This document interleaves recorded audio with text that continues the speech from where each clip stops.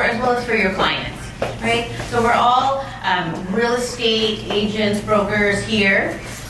And so what's important is, and maybe you can tell me, how many real estate agents or brokers are there in this country?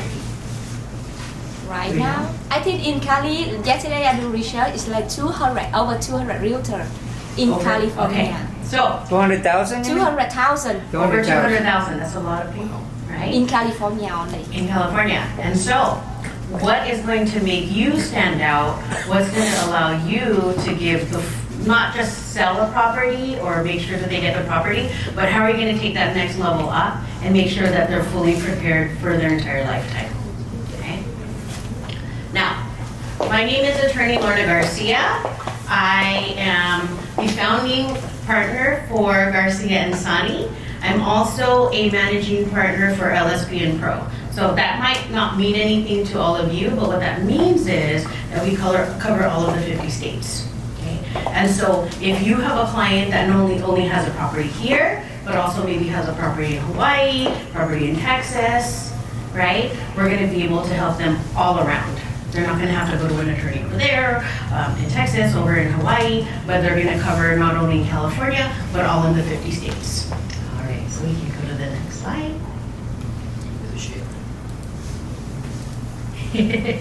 Technical difficulties. All right, so who needs an estate plan, right? Everybody over the age of 18 needs an estate plan, right? Some of you might say, hey, you know, I'm too young, nothing's going to happen to me. That's not true. We never know. Three things are certain, right? Life, death, and taxes. And so we are all going to pass away at some point. We know that, but we don't know when, we don't know how. Okay? And so when that does happen, we want to make sure that we're prepared. Okay? So an estate plan is so that you can say what happens to yourselves if you become incapacitated. Right? What happens to your loved ones, and what happens to your assets. Okay. Every single one of you here, every single one of your clients, they work really hard. We really work hard, right, for all of our assets. We work hard to have a nice car, we work hard to buy a house, we work hard to take care of our family. Now, we want to say, when we're no longer here, what's going to happen to those assets, right? And that's what an estate plan is going to do for us. I talk to you, I talk to Anna a lot, right? To you probably every day, multiple times a day. And so he could tell me, he could say, you know what, Attorney Lorna, this is what I want. This is what I want to happen to my assets. This is what I want to happen to my kids. Okay? And he can tell me every day, multiple times a day, but until we put it down on paper and until it's signed and notarized correctly, it's just a wish. Okay, so we want to make sure that not only do we start the process, that it gets done correctly and everything goes as you want it to go. All right? Okay, so now we can go to the next slide. All right, so like I said, 100% of us need an estate plan, right? 100%. Guess how many of us actually have one? 15. 1-5. Not 50, 1-5. Okay. Now, that's not good, right? 15% of us having an estate plan when all of us need one is not a good number. But what's even worse number is 85% of us, right? 85% of us, 85% of the clients that we're helping are not adequately prepared. Okay, that's a lot of people, 85%. And some of you, reasonably so, are thinking, oh, this 85% of us, that's our middle class, that's the people that don't know any better. The people that are rich and have a lot of money, they know better, right? They have all these resources they're taking care of. Unfortunately, take a look at this page. Okay, you recognize at least one person, yes, right? I have a joke, I say, if you recognize every single person on this page, you're the oldest one in the room. All right, so every single person on this page, believe it or not, died without a valid estate plan. Okay? Even Michael Jackson, some of you are going to say, no, he had a trust, he did have a trust, but guess what, guys? He didn't make sure that it was fully done. He didn't go to the county recorder, he didn't pay anyone to go there to make sure that it was correctly done. And so looking at this page, what does this tell you? What this tells you is it doesn't matter the amount of money you have. Okay? It doesn't matter the amount of people that you know, your network. What matters is that nobody told these people that they needed a valid estate plan. Okay? Nobody guided them in the right direction to make sure that their families don't have to go through probate. All right, we can go to the next slide. All right, so this next slide is going to have even more people who didn't create a valid estate plan. Okay, we see the Asian guy in the corner. A lot of people don't know who that is. That's Tony Hsieh. Okay, really young guy. I believe he's in his either early 40s, early 40s to mid 40s. He was the founder of Zappos. Everyone knows Zappos? Yeah. The largest online shoe retailer. So he passed away unexpectedly. He did not have a valid estate plan. Okay? And one of the reasons that a lot of us don't have an estate plan is we're just so dang busy, right? We're so busy working really hard to make all these assets and we forget to do an estate plan, or we don't know any better, right? But whatever Tony Hsieh's reason was, he didn't have an estate plan. But what he did have was he wrote thousands of Post-it notes. And he was a very generous man. He would buy houses for his family members, he would buy cars for his family members, and he would say, he'd write a Post-it note and say, I bought so-and-so a house, this is gonna be his or hers.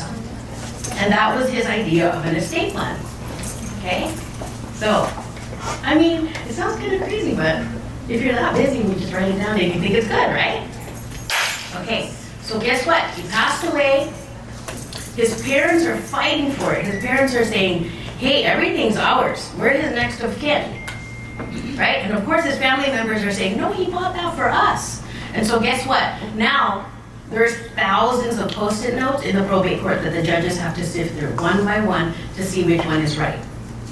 That costs money, and guess who pays for that? His estate. Okay, so it costs money, it's expensive, and it's gonna take years.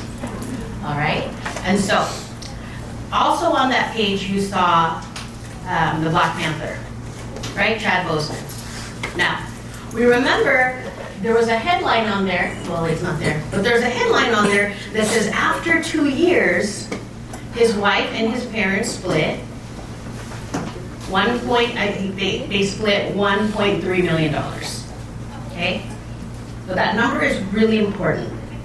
Because what that means is, when he passed away, he didn't have a will, he didn't have a trust. What he did was he married his long-term girlfriend, right? And we assume he did that because he wanted her to inherit everything, right? So she inherited some, she inherited $1.15 million, right? They split with the parents, the 1.3. Now, that sounds great, right? I'll take $1.15 million every day. But the problem is, what you don't see in the headlines is how much the probate courts got, how much the government got, because it went through probate. And they got, you guys, $1.3 million. Okay, so they got more than his wife, they got more than his parents. Now, all because he didn't do the proper paperwork. Now, also on that page, you might remember, was Kobe. And some of you on here might be saying, hey, when Kobe died, he had a trust. You're wrong. He shouldn't be on that page, right? And you're right, he did do a trust. But what he didn't do, that I always tell my clients, is review it every year. That's really important. Okay? He didn't review it every year, and guess what? Remember, he had a new child, right? When he passed away, she wasn't added on the trust. So because of that, they had to go through probate, right? The family had to go through probate, and that made everything public record. Okay, so now all of that information is on the books for all of us to see. Another reason I had him on there is, while his mother-in-law was still alive, right? We all know his wife, Vanessa. Okay, while his mother-in-law was still alive, he told her, he said, I'm gonna take care of you as long as you're alive. It's reasonable, right? He was a very wealthy man, taking care of his mother-in-law. But after he passed away, he wasn't in the trust. Vanessa, even though that's her mom, she was like, this is not your finance manager. She said, I'm not going to take care of you. And so she hasn't talked to her mom since the death because of the fact that he wasn't in the trust. Now, what happens, like I said, 85% of us don't have an estate plan. All right, and I talk about it's really important to have one. And some of you might be saying, well, what is the worst that can happen to that 85% of us? What's the worst? Right? Because that's what we look at. We say, okay, well, that sounds good and all, but what's the worst that can happen? Well, the courts are going to decide who gets your assets. Okay? Like I said, we work really hard for our things, right? The courts are going to decide who gets those assets. More than likely, this judge who's going to decide has never met you a day in their life. Okay. Now, do we want a stranger to decide who's going to get our assets? No. Right? The answer is no. That same stranger is also going to decide who's the guardian of our children. Okay. I always laugh. I say, I love my children every day. I don't like them every day, but I love them. And I want the right people to take care of them. And is some stranger gonna know who that right person is? No, they're not. We're gonna have to decide who, right? That stranger is also gonna decide who's gonna come in and go through all of our stuff and give it to our loved ones. More than likely, it's gonna be some third-party administrator that comes in, goes through our stuff, that we end up having to pay anyway. All right, now, so the final question on that is, do we want some stranger coming into all of our stuff and deciding everything for us? No, right? We want to decide it, and who best to decide it than us? Now, by not having an estate plan, the assets will probably go to our children, okay? I'm not gonna lie. It's probably gonna go to our children, but are the courts gonna give our children guidance on how it should be spent? No. But that's not their job. Their job is just to distribute it.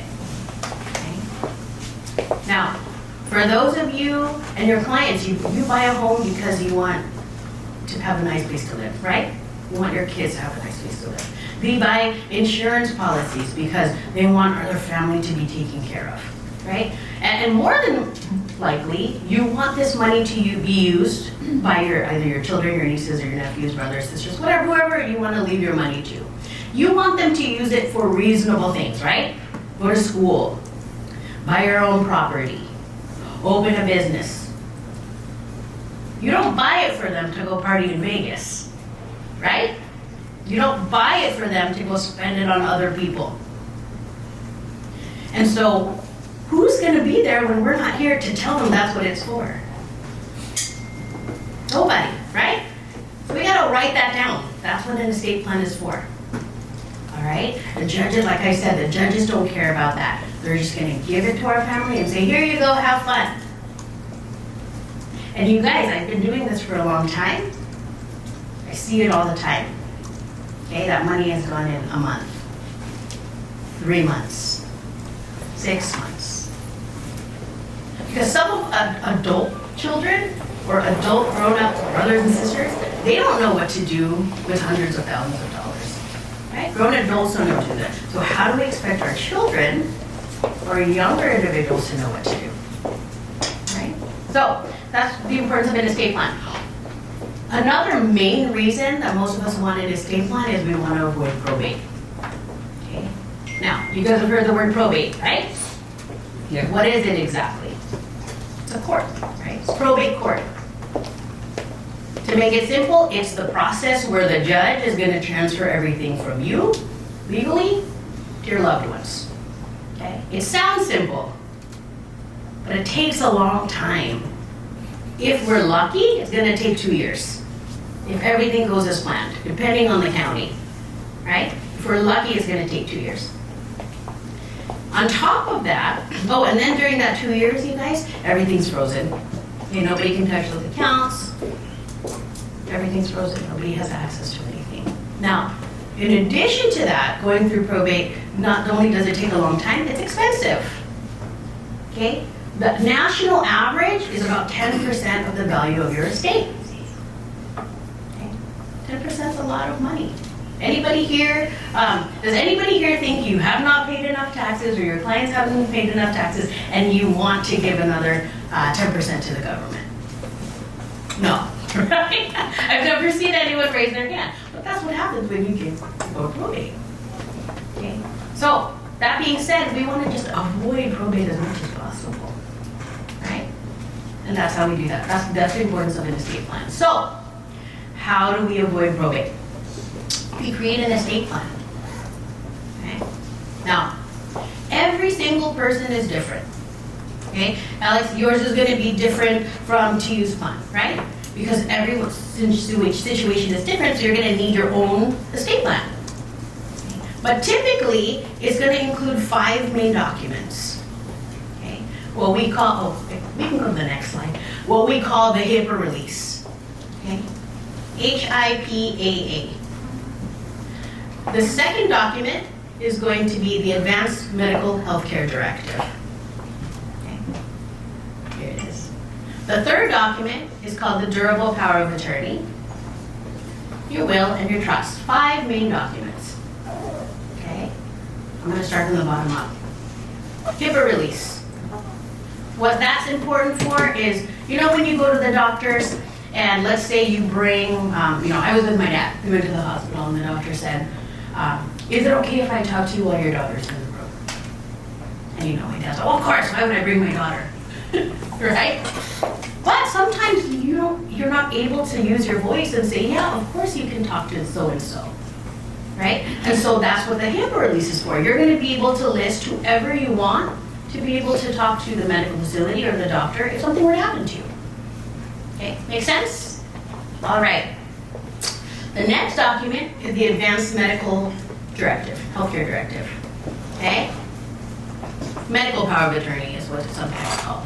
What that's for is it's going to allow you to designate who you want to make your medical decisions for you if you become incapacitated. Okay? So if I can't make my medical decisions, who's going to do it for me? You list that there.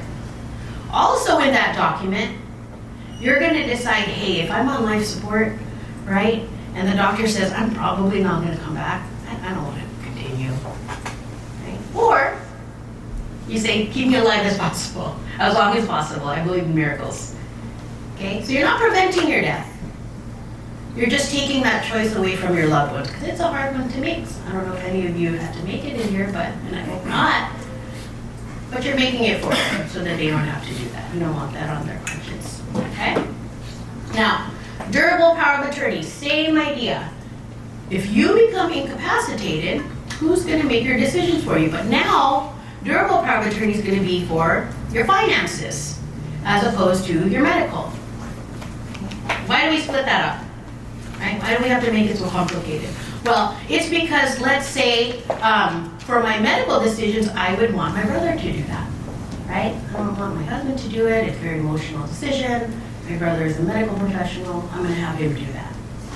But for my finances, I'm going to have Anna do that, right? Because that's what she's good at. And so I can choose different people for finances versus medical, but I don't have to. But that's why it's split up. Okay? So those 3 documents, they come together while you're still alive, if you become incapacitated. Okay? Now, some of your clients might say, oh, you know, my spouse is going to do that. Or I have an adult child that they can just make the decisions for me. You can't do that automatically, right? Yeah, they can do it for you, but you have to go through a court process. It's called conservatorship. We've read about that, right? Or we've seen that word. That's what conservatorship is. You have to go to court and assign the ability to make decisions for you to another person. Okay? It's an expensive process. I charge anywhere between $10,000 to $50,000 because it's a lot of work. If I even agree to do it, okay? Because it takes a long time. I don't want you to have to pay $15,000 if I know that person is that it's not even going to be done by the time that person is gone. Right? It's a waste of money. So we prevent the whole need for a conservatorship just by having a power of attorney. It sounds too good to be true, but it really is that easy. Okay? Now, when you're no longer here, when you move to a better place, right? Power of attorney is no longer good. Okay? And so this becomes an issue because I have a lot of clients that say, I already have a power of attorney, I don't need the will, or vice versa. I have a will and trust, but I don't have a power of attorney. But there is a difference. The power of attorney is while you're still alive. When you're no longer alive, it's not good. And then the will and trust is after you passed away. Okay? Now, you've heard of the word will, right? You've heard of the word trust. People use it interchangeably all the time. You're going to find out why in a second. But before I move on, those of you that have your own businesses or you have clients that have their own businesses, okay, the number one killer of a business not continuing throughout the generations is because there's no plan in place as to how that business is going to continue if that person passes away. Okay? We have a good friend of ours that doesn't believe in estate plans, right? He's an attorney. He has 8 different offices in the state of California. He had a huge law firm. He was playing golf a few months ago, and he dropped dead on the course. Okay. And guess what? To this day, none of those employees can get paid. Okay, because everything's frozen, there's no estate plans. They have to go through the probate court process. Now, special needs. Some of you might have children that have special needs or have clients that have children with special needs. And one of your main concerns, or one of their main concerns, is who's going to take care of my children when I'm gone, right? I have an autistic brother, and that's one of my parents' main fears, is who's going to take care of him when we're gone. Of course, me and my brother are like, we'll take care of him, right? But we also have our own families, so they get worried. And they want to leave him money too. They said, hey, we want to leave your brother money so that we know he's taken care of when we're gone. Okay? But what a lot of people don't realize, or parents or family members, with all in good intention, they want to leave money for these special needs, their children with special need or family members. But what we forget is they're receiving some type of disability, right? Some type of social security benefit. And when you leave them money, that gets flagged as income, right? And then they lose those benefits. And we don't want them to lose the benefits because they're really important, right? I know my brother gets housing, he gets school paid for and transportation. I don't want him to lose that if my parents leave him money. So how do we go around that?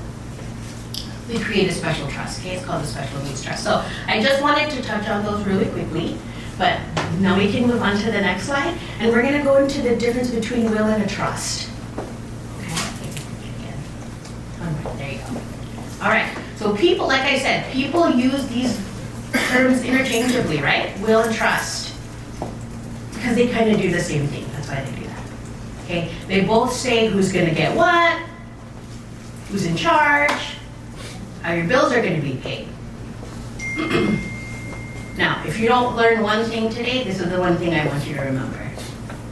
The problem with a will is because you will run into so many clients and say, oh yeah, I got it taken care of, I have my will, right? But the problem with a will, though, is that it doesn't avoid probate, which is one of the main reasons we want an estate plan, right? We want to avoid probate. We don't want our family going through court. We don't want them having to pay extra money. And if all you have is a will, you're not avoiding probate. Okay? So, but they're very similar. They list who's going to get what. Now, how do we avoid probate? Okay, go to the next slide. That is with our golden tool, right? That is going to be with the trust. Okay. There's many different types of trusts. I don't want to keep you here for 5 hours. So we're going to talk about the most common type of trust. Okay?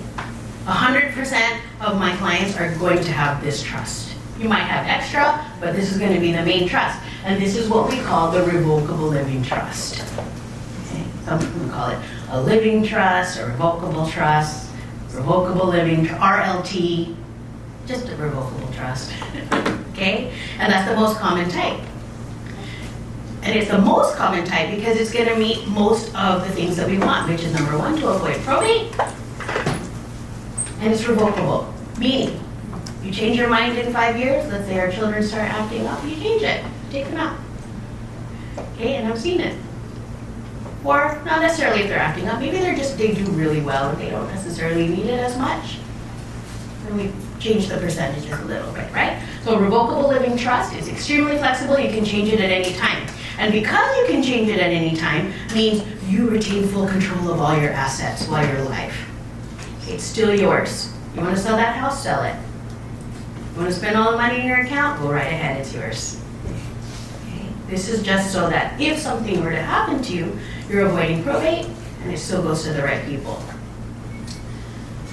In the trust, okay, is also where you're going to say, hey, remember I talked earlier about people not knowing how to spend money correctly? This is how we're gonna try to control it as much as we can. Like my kids think I'm the meanest parent ever because I said, look, I'm gonna leave you guys money, but you're gonna have to do X, Y, and Z. Okay? And you can get as detailed as you want to be. Right? For example, for myself, I said, hey, you guys, when mom passes away, you can have $100,000 each, okay, from my life insurance policy. $100,000 each, and you can buy a house. Okay? Sounds good. Right? You can buy a house. That's probably, I have to change it. 100,000 and then up here in the Bay Area. But what I did say, but I also didn't want my kids to think that I was just handing them money, right? I want them to work, I want them to go to school, I want them to do the right thing. So what I said, I gave them some incentives, right? I said, you can have $100,000, but mom's only matching you, double matching. That was nice, right? So what that means is, if you come up with $50,000 of your own money, you work really hard, I will give you $100,000, so I'll give you double of that. You only come up with 10, that's okay, I'm gonna give you 20. But if you come up with 0, guess how much you get? 0.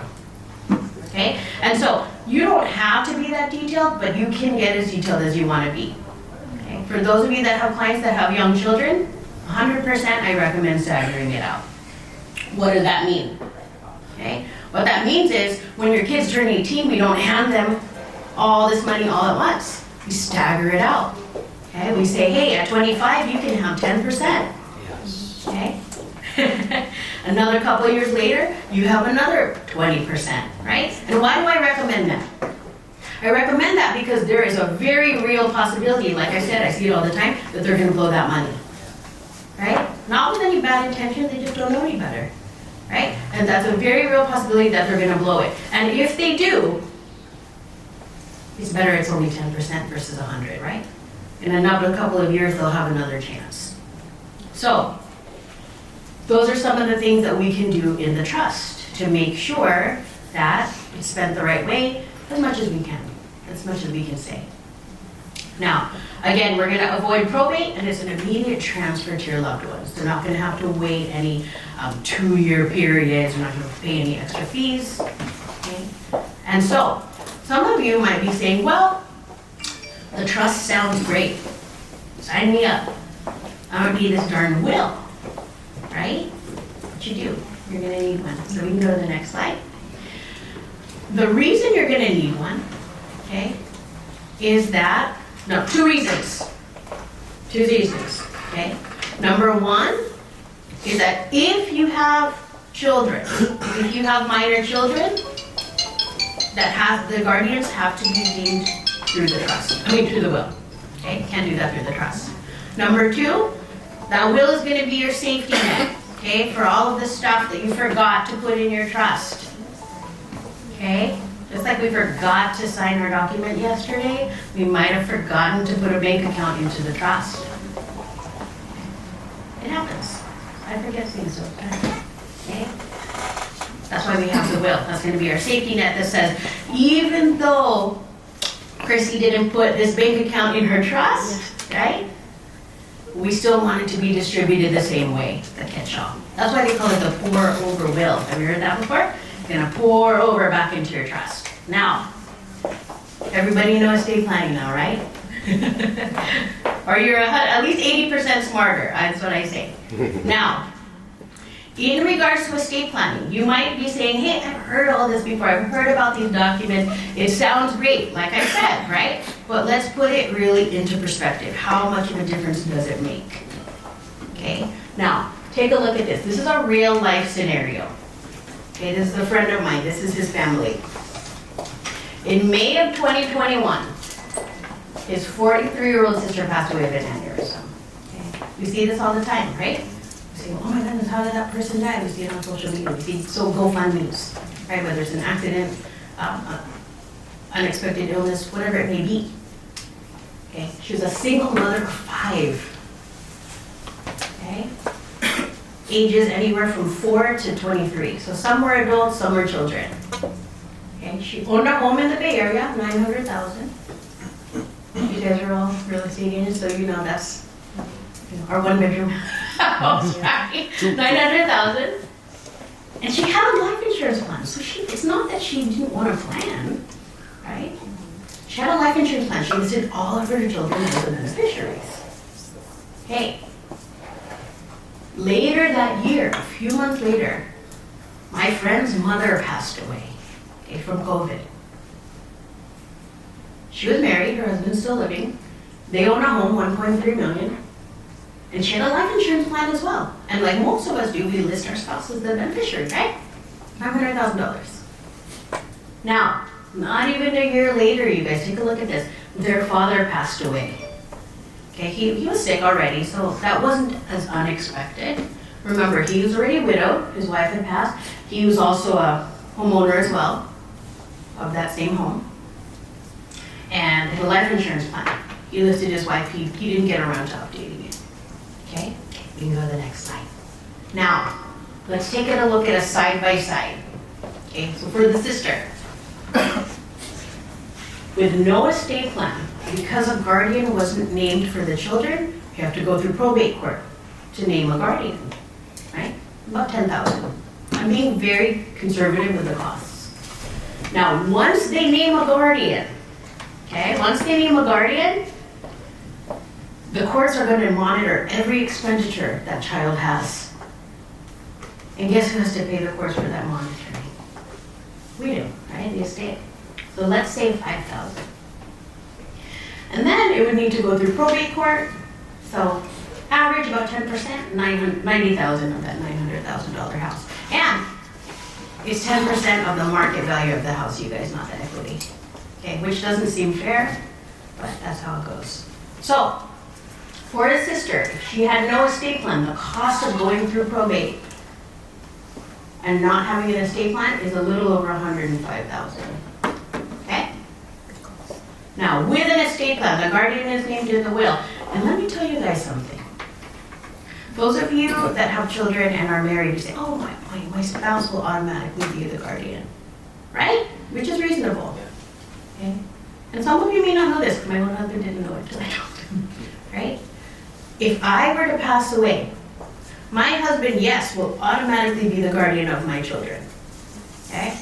The guardian of, there's 2 types of guardians. The guardian of the person, meaning he can take them to school every day. He's going to decide where they go to school, what they're going to eat every day, right? But he's not automatically the guardian of their estate. Okay? Meaning, if I left money for my kids, as a beneficiary, even if their dad is still alive, he doesn't automatically have a stake to that money. He would still have to go through that guardianship process to be named the guardian of the estate, even as a legal parent. Okay? So, the expenditures for the children, with an estate plan, she would be able to monitor how that money is spent, right? And it wouldn't cost her anything because it's in the estate plan. Probate court would not be needed. All they'd have to do is go to the county, record a new deed to the new beneficiaries, right? It's going to cost anywhere between $100 to $300. Now, it's kind of a no-brainer, but which one would you choose? Which one would your clients choose? Right? Okay, we can go to the next slide. So this is the mother. And when the mother passed away, with no estate plan, depending on how the title is held, and you all know this, we may still have to go through probate court, right? If it's a tenancy, if it's not a joint tenancy, the tenancy in common, we have to go transfer that legally to the spouse, okay? And any other assets. So that's gonna cost, it's not as expensive, right, for a spouse type of probate, because it's charged on an hourly basis. But on average, you're gonna see anywhere between $5,000 to $10,000, okay? To transfer everything from one spouse to the other. That life insurance, yes, is going to go to the husband, but he can do whatever he wants with it. Okay? I always feel bad saying this, but what if he got remarried? He could spend it on his new wife because there's nothing saying what it should be spent on. Okay? So without an estate plan, $10,000. With an estate plan, no probate needed because assets will transfer automatically to the other spouse, $0. Okay? And if she wanted to, in that estate plan, she could say, hey, if my husband gets remarried, he's cut off, right? Because that, I want to preserve all of that stuff for our kids. So total cost 0. Yes, it's not as much as the 105,000, but which one would you choose? 0, right? We like free. All right, next slide. Okay, so last, the father passed away. You remember he never updated the beneficiary, right? Because there's no beneficiary, it has to go through probate court. So 10% of 500,000, $50,000. Now that house has to go through probate court again, right? Because it has to now be transferred to the kids, and this time it's not so cheap. Maybe 10% of 1.3, so I was being generous, let's say 100,000. Okay. And then that life insurance, yes, will eventually go to the kids, but again, they can spend it however they want. So total cost for the father, no estate plan, over 150,000. Yes. Lorna, the probate court needed for the house for 100K, what is that? Can you explain that?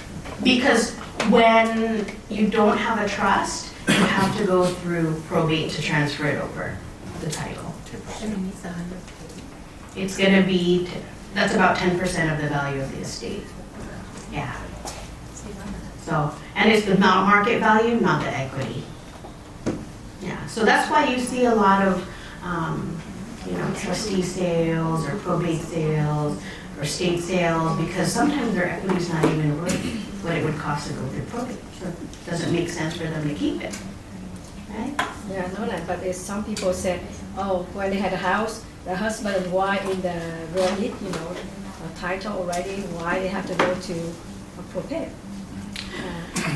So it depends, right? If one spouse is still alive, then yeah, if it's still like joint tenancy and right of survivorship, then it'll automatically go.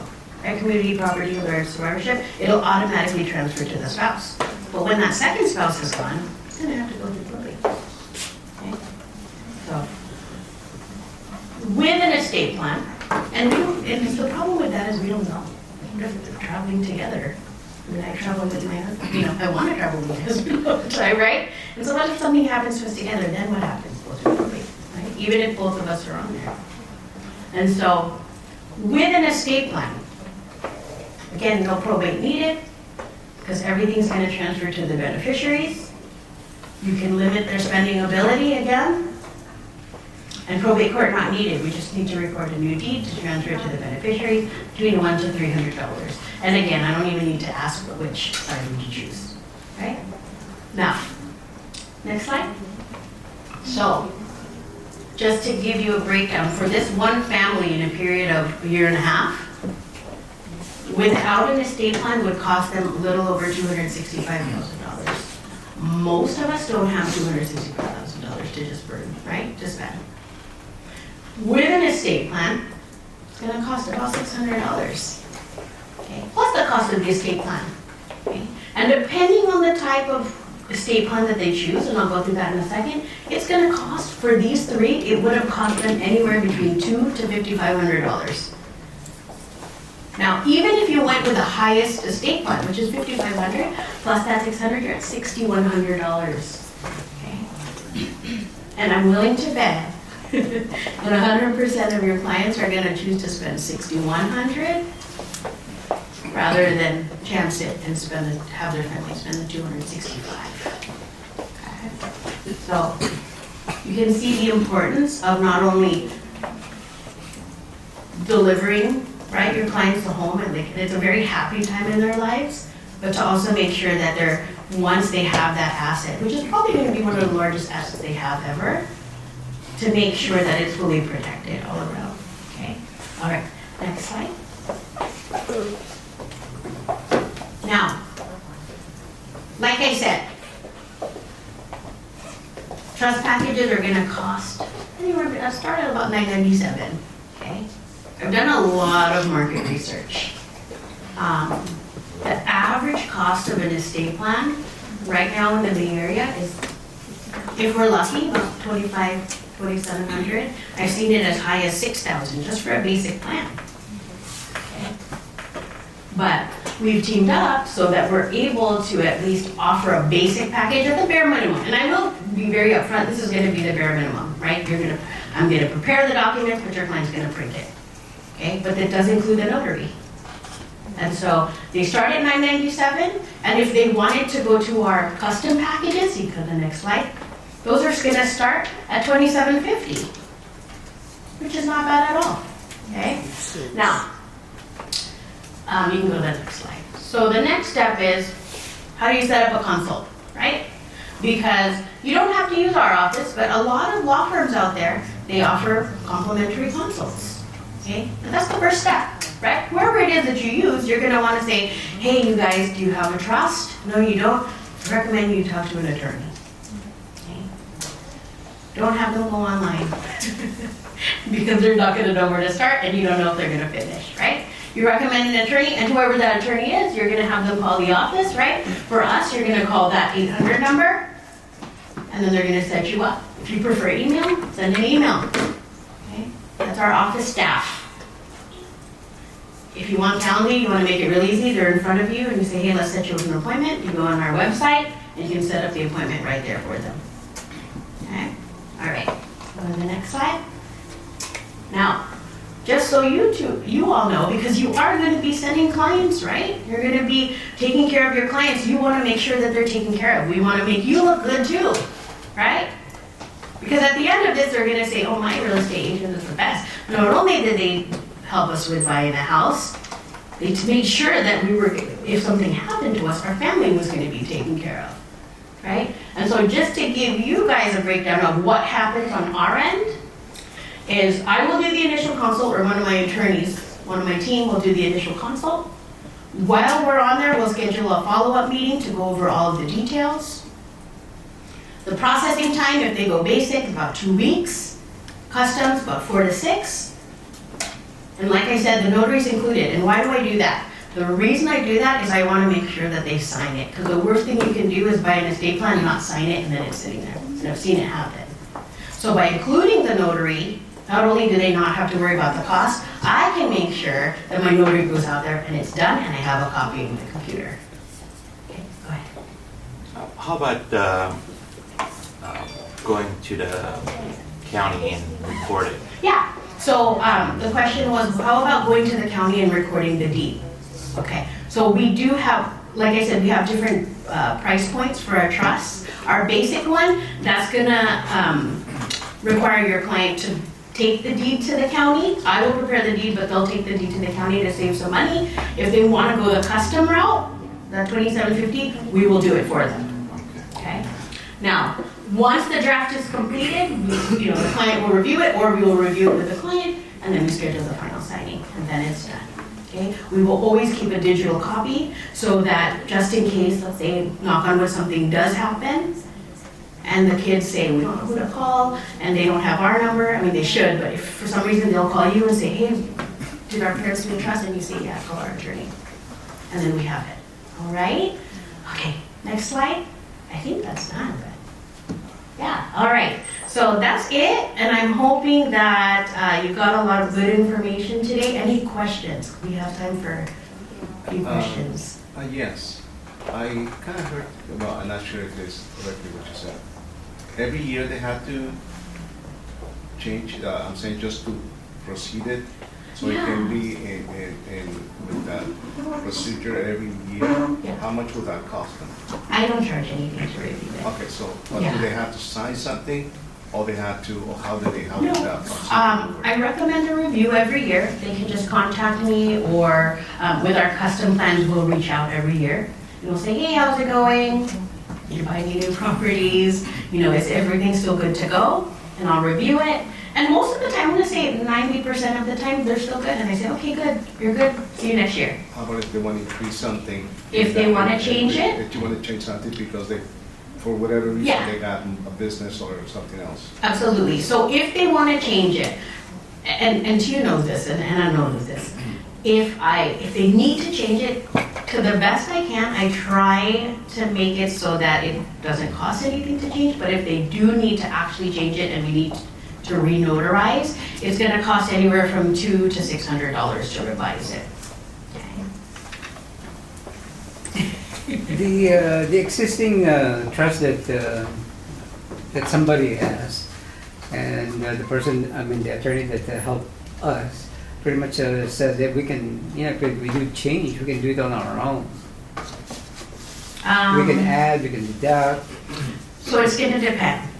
If you're just adding assets or taking away assets, correct. It doesn't charge any, it doesn't cost anything. You can cross that out on the schedule. Now, if we're actually changing, let's say, a trustee or a beneficiary or something like that, there is gonna be, because you do need to re-notarize the documents. What about the percentages of, Yeah, that's gonna, it's still, that's a cost. okay. Yeah, that can't be, it shouldn't be crossed out, All right. yeah. Go ahead. I have a question. So I'm still learning a lot from you, Lorna. I've been in estate planning, but I want one question for you. When we talk about pool of will, right? Like for things that we forget to put into the trust or might go, it doesn't cover everything, right? Let's say you forgot to move a whole house over. So what does the pool will? What safety net does it cover? Is it a cash amount or like? So it covers everything. It may still have to go through probate, but in the will, there's a language that says it's an expedited probate process. So it can be done in 30 to 60 days. Yeah. And so with the trust in combination with the will, then that's enough argument for us to be able to legally transfer it into the trust. So, piggyback on what Alex mentioned, what if we have a trust with somebody else, another attorney, and we want to change some stuff in it? Can you do it? Or we have to always go back to the person? No. Because it's revocable, right? Yeah, you don't always have to go back to the same attorney. We can, I can definitely review it, and if we need to make changes, we can do it. Now, I'll be perfectly honest, it might be cheaper for you to go back to the person that did it if they're still around, just because they did the original document. Because if I was gonna redo it, if it's a complete revision, I have to redo it, Right. right? But if it's just a short amendment for adding something, then doesn't cost much. I'll talk to you after. Yeah, no problem. Let me ask you this. Okay. For the will, so you think it's what age concerning for do stuff the will? What do you think? I mean, if you were to ask me, I say 18, but really what it's for is it's gonna take care of anything that you aren't able to pass by way of beneficiary, right? So if all you have is a life insurance policy and, let's say you're a student and all you have a life insurance policy, you can list a beneficiary. You don't necessarily need a will, but I always recommend powers of attorney at the very least. Okay? Because if something happens to you, especially, and my son is 20 years old, right? He'll be 21. And a lot of our family friends with kids the same age, they're like, what if something happens to, what we forget to think about is, what if something happens to our kids while they're away at college, or even if they live at home, what if something happens, okay? Or if they're in the hospital. Even if I still am, even though I'm paying he lives up in Oregon, but even if I'm paying his health insurance, and he's under me, I'm paying his school tuition, I don't have access to that legally. I can't call the hospital if he were to end up there and say, what's going on with my son? Right? I can't make his financial transactions automatically. And so for those with adult children, especially if they're not married and there's no natural progression of who's going to make the decisions for them, it's very important to have those done. Yeah, the trust can they do the property outside of California? Yes.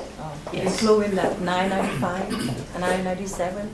Yes. Yes. Now, the 997 is going to only include one property. It's additional for additional properties. And how about investment like stock, bonds, or something included? Yeah. Yes. Now we'll go through each one tax-wise to see what you should or shouldn't, but yeah. Thank you. Question, the trusts will include the real estate and the unsecured accounts as well. Yes. So her question is for real estate. How is about the unsecured accounts? For example, you have a bank account, stock account. Yeah. It's not charged. It's included. It's a That's 997. included, yeah. This is a trust. Is it recordable? Should we record it or we just leave it? So in the state of California, the actual trust is not recorded anywhere. The only thing that's recorded is gonna be the deeds for the real estate properties. Okay. So let's say we create a trust today, and we have not recorded yet, and we pass away. So how do we know which one is older? Do we have to go through the probate court to determine, or we wait So- for some time? In that situation, let's say we signed a trust today, you signed a deed, but you didn't have time to take it to the recorder. Okay. So in that situation, we would do an expedited probate process. We would go to the judge and say, hey, there's a trust. They meant to sign the deed, but didn't get around to it. And the judge will, I've seen it happen. I do it a lot. Well, not a lot. I want to say I've done a few of these. And the judge, because of the proof of when it was signed and the proximity of when it wasn't recorded and the death, they'll automatically order it into the trust, so it doesn't have to go through the full probate process. I think there's one here. Yeah, wait, so I know, so certain assets, don't they get taxed when they get like passed down? Do you guys like advise on that, like to kind of, I don't know, like? We do offer estate tax planning as well. Oh. Yeah. Like, I do have clients that say, hey, why don't I just put my kids on the deed now? Right? I usually recommend against it, and I'm not gonna get into that, but I do recommend against it depending on the situation, because it does hurt some tax stuff. To add on that, I think it's a good topic you can talk about, especially in the Bay Area, people who have a lot of money. The estate tax exemption right now is like 12 million, right, per person. And I know that in the future, it's going to be changed, could be 1 million. So what would be the impact of that, or 5 million? So what would the impact of that to most Bay Area homeowners? So, as of right now, the estate tax exemption, as Chu was saying, is 12 million, okay? 12 million each, so it's very high. So there's an estate tax, which of a federal estate tax of 40%, okay? And so what that means is when you pass away, your estate can get taxed up to 40%, okay? But the exemption is 12 million. So what that means is so long as my assets are under 12 million, for a married couple, that's 24 million, a lot of money, then you don't get hit with that tax. So most of us are not gonna get hit with this 40% tax, okay? Now, that 12 million at the end of 2025 is gonna come down. It's gonna come down to 5 million, which is considerably lower, but still high, 10 million between a couple, but if you have multiple properties, especially in the Bay Area, you could very easily hit that threshold, okay? Because guess what? Even though life insurance, that a lot of us have as well, right? We might have a few properties, a couple $1 million of life insurance. Now, even though life insurance is income tax free, it's not estate tax free, so it's gonna get counted towards that $5 million mark in 2025. And so for those of you that have clients that maybe have multiple properties, multiple policies, a lot of money in the bank, we're gonna wanna avoid that 40% tax as much as possible, right? Because nobody wants to give another 40% in taxes. And so that's something that we would work with them with estate tax-wise, tax planning as well. So we have to include our life insurance into the trust? You don't have to, but it does get calculated estate tax-wise. So what can we do to protect it? There's ways. So one way is we would create an irrevocable trust, right? And like I promised I wouldn't. But it's a special type of trust where, okay, so you guys have heard, there's revocable and irrevocable, okay? We would put that life insurance policy in an irrevocable trust, okay? And the nice thing about irrevocable trust is it's its own entity, so it takes it out of your name, okay?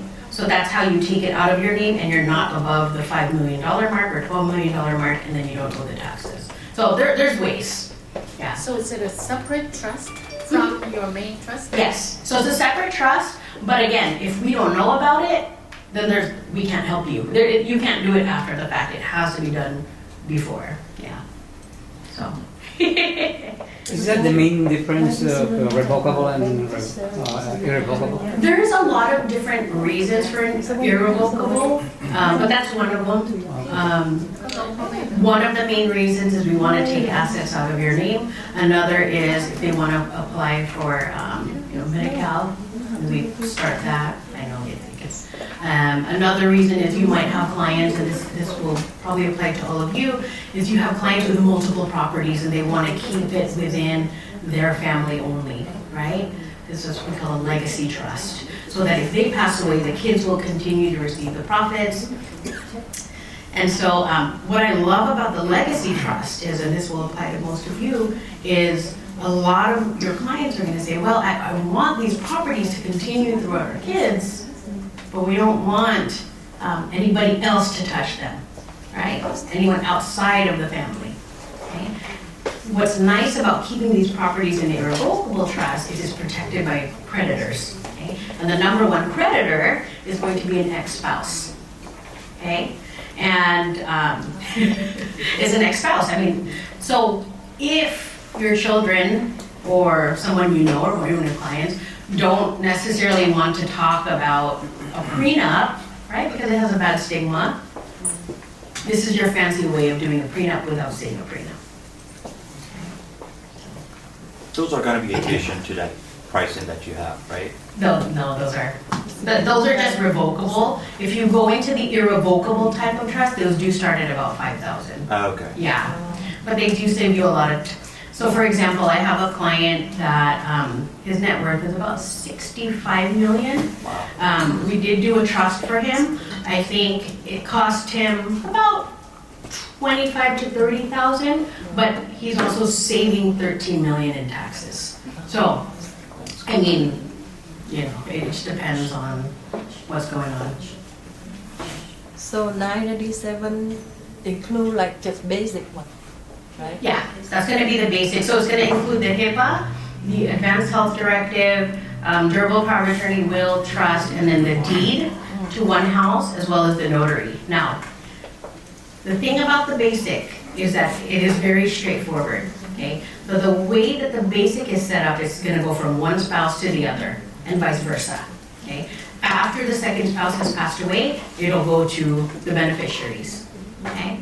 And it'll split equally, we can stagger it, and then that's basic. Now, if you wanted specific language that said, hey, if my spouse remarries, you need a prenup or whatever the reason may be, then we're gonna wanna go custom, okay? If you want specific rules for the kids, like, I want you to go to college first before you touch the money, or I want you to use this to invest in a real estate property, like my examples, the matching part, then that's gonna go custom because the basic is a lot more straightforward. Okay. Any other questions? Good. Thank you.